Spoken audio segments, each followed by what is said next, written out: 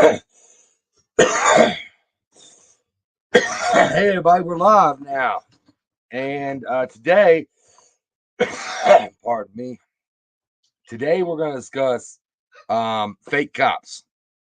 And while most of the time we think of fake cops as someone who might own a security company and have vinyls, or maybe a lettering or vinyl company, sign company that might put vinyls on their cars and lights in order to sell or impress police departments to sell more lights or things like that, and then they're arrested for acting like a cop. We see those funeral processions, people like Jeremy DeWitt, those type of guys. But what we don't really talk about are the fake cops that look like real cops. They're employed by real political subdivisions. They're driving real cruisers. They have real badges that are issued by a political subdivision. They have real guns, real tasers, real handcuffs, real radios, a real jail to put you in, a real process to put you through, and possibly real incarceration. But yet, they're fake cops. Well, how does that happen? Well, let's discuss that a little bit this morning. Oh, my hat just doesn't look right today. Okay. So, how this happens is that there are refresher and mandatory legislation in order to maintain a certification in every state in this country. So, we'll take Texas, for instance. Texas, for instance, is got they have TCOL, Texas Commission on Law Enforcement. Well, if you go to Part 7, Chapter 217 in their rules and regulations on how to maintain certifications, you'll find their administrative code. And in Chapter 211 and on down, you'll start seeing the administration of certifications and what is necessary for an officer to maintain certification within the state. So that is what we're going to talk about a little bit today. So in Texas, and I'm going to go to the Commission on Law Enforcement. We're going to go down to continuing education. And if you look under the legislatively required continuing education for licenses, Chapter 218.3, you're going to see Section 218.3. You're going to see that after you've actually completed TCOL's training and you've gotten certified, there are still other things that have to be maintained in order to keep that certification active, which I think is a problem in itself, is that these certifications are given when there are still things that have to be done in order to maintain that. But for instance, in Texas, let's go over here again. If let's see here, we're going to go down to miscellaneous training. This is just some of them. Human trafficking. Every peace officer first licensed on or after January 1st, 2011 must complete human trafficking. 3270 is the code at the academy within 2 years of being licensed. So after the licensing is done and they are licensed to be police officers in the state of Texas, if they don't complete the human trafficking training within 2 years of that licensure, it is no longer certified. They're not a certified officer. Canine encounters. Every police officer first licensed on or after January 1st, 2016 must take canine encounters number 4065 within 2 years of being licensed. Deaf and hard of hearing drivers. Every police officer licensed on or after March 1st, 2016 must complete deaf and hard of hearing drivers 7887 within 2 years of being licensed. And this goes on, right? So, and it changes because these are legislative changes that happen that affect the certification of police officers across this country. And every state has this. It's in every single political municipality in this country. So we said, well, I mean, I get it. You go through basic, they get their certification, they're out on the road, they're doing road patrol, they're responding to calls, they're arresting people, they're sometimes shooting people. They're doing all these things, and then they're doing it with qualified immunity. And I've always had the motto that we qualify officers, not immunity. So that's the motto of assumed authority, or not, I'm sorry, audit archives. We qualify officers, not immunity.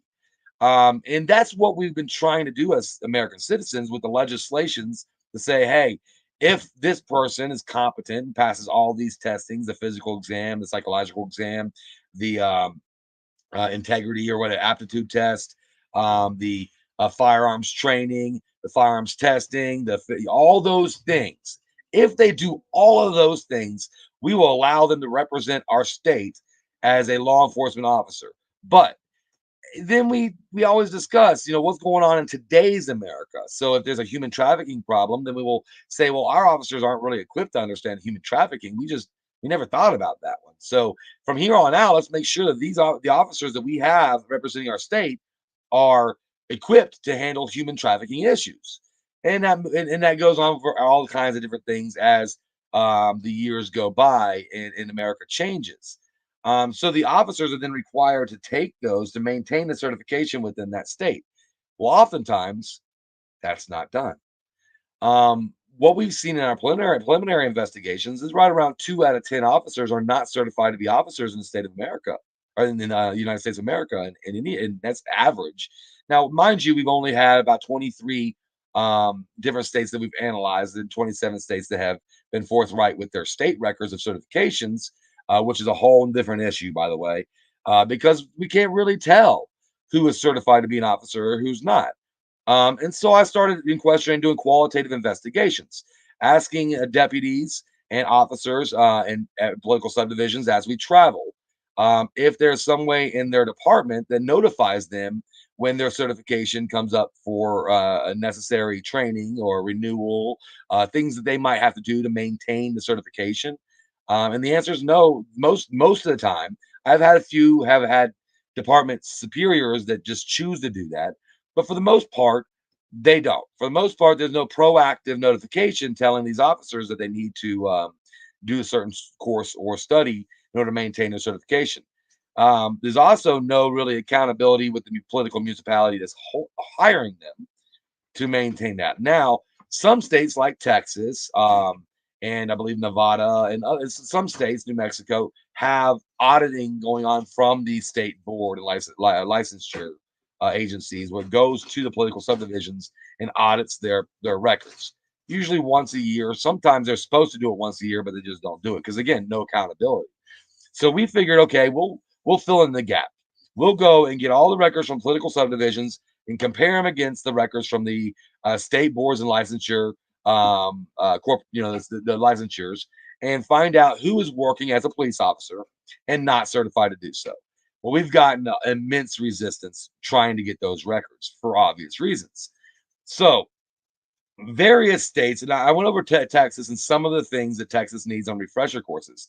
There are also states that require officers who are certified in the state to maintain full-time employment in order for the certificate status to stay active, where part-time officers would not be certified. And so those states there, if an officer hasn't worked over 40 hours a week for so long, would lose their certification that way. Other states also say that if you haven't worked in law enforcement for a period of time, then your certification status would not be active. Or that if you haven't worked in law enforcement for even longer period of time, you are so much time will be a sort of refresher course. And then if it's longer than that, then you might need to go back through training completely. So there's legislations. This is not standardized in this country.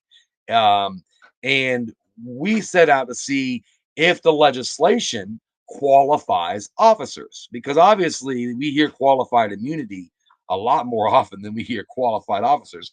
But we do have certified officers. I consider certified and qualified to be synonymous in the terms of professional careers.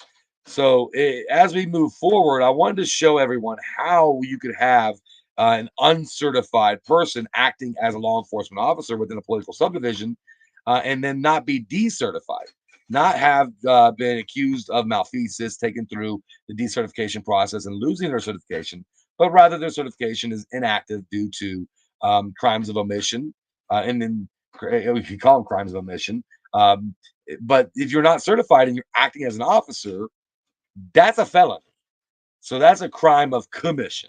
They're committing a felony when they act as an officer and they're not certified to be an officer.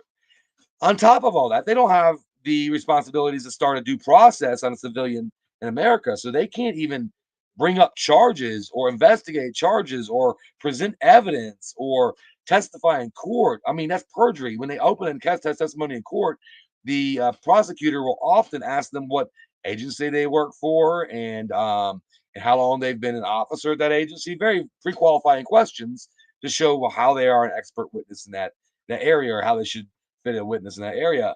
And they're committing perjury when they lie at that time. So these officers are the civilians that look like officers are a scorn in America, and they are creating issues in this country that are hard to reconcile.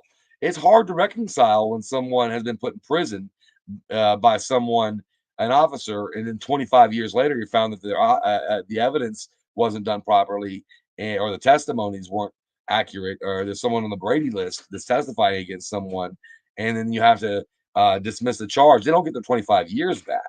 So there's a civil suit. Then they get money out of it, but it's still not the 25 years back. Proper justice in this country requires having those who initiate the judicial process and the executive branch to hold proper certification. And yet states are maintaining that they don't want to provide it. They don't want anyone to know, but they don't know either. And that's how we have so many fake cops in this country today.